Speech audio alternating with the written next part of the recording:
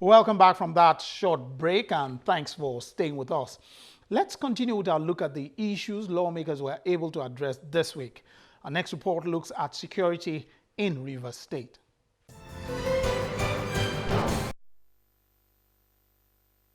Wednesday, the 22nd of May, lawmakers in the Senate arrived for plenary. The Red Chamber in recent times has hardly gone through a day's proceeding without a motion or point of order drawing attention to killings in different parts of the country. Wednesday was no exception. The senator drew the attention of the Senate to the increasing killings in his state. The Senate is worried that the nature of killings in the state has assumed a more horrendous dimension by the decapitation or dismembering of body parts, including beheading of victims. Only last week, about 4 heads were found along the east-west road for people to see.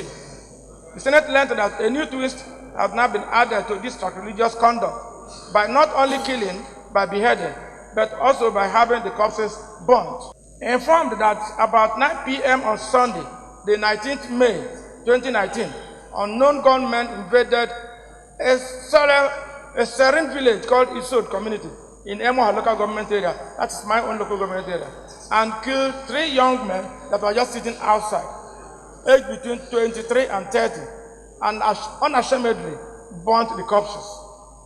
The Senate is worried that these killings spread across the length and breadth of the state. Virtually, at least, I had to reach out to the 8 local government areas I'm representing. One after the other, lawmakers react to his motion. I am sad about Rivers. I'm sad about wherever this is happening. And I think that as leaders, we must come out of the cocoonery of protecting our own when they are wrong. And only when we do that can we begin to pave the way for this country, to be reversed towards achieving a civilized standard of living. I would like us as statesmen consider this issue of Rivers State as something that's affecting the entire Federation of Nigeria. We are trying as much as possible here to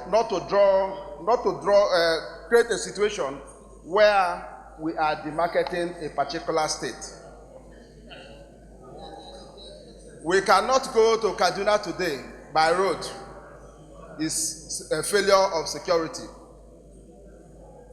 A lot of places have indicated there is insecurity in their land. I think the security architecture in the entire country has failed. What we need now is a review of the situation in the entire country.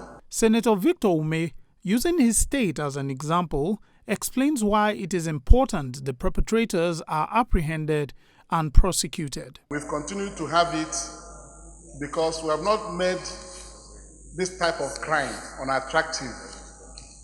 When people go and behead somebody, kill people in a very terrible manner, whatever manner, and the perpetrators are not caught and punished, others will try to do the same thing and go away. The only solution is to make this type of crime unattractive. When such a thing happens, not like contained in this motion, for over a decade, Rivers State has been a theater of gory killings, either by cultists or other types of criminals, or by any means. If we don't get people who do these things, parade them, and they get punished, others will continue to do the same thing. So the government must do something. These killings have been going on in states where the governors have not helped matters. The Zamfara has been there. The Rivers State has been, according to the motion, for 10 years, Rivers State has been a theater of gory killings. So if the government cannot do anything to mobilize the security agencies, when they kill somebody, 2, 3, you get 2 out of the 3 incidents, the thing will go down. But when they do that, they disappear. Nobody gets to hear anything anymore, and this thing will continue. So I think that apart from the measures being sought on this motion paper, the governor of the state in question, Rivers, should be told in clear terms. He should rid Rivers State of this type of violent crimes. The Senate wants the federal government and the Rivers State government to develop workable strategies that will stop the increasing cases of killings in the state.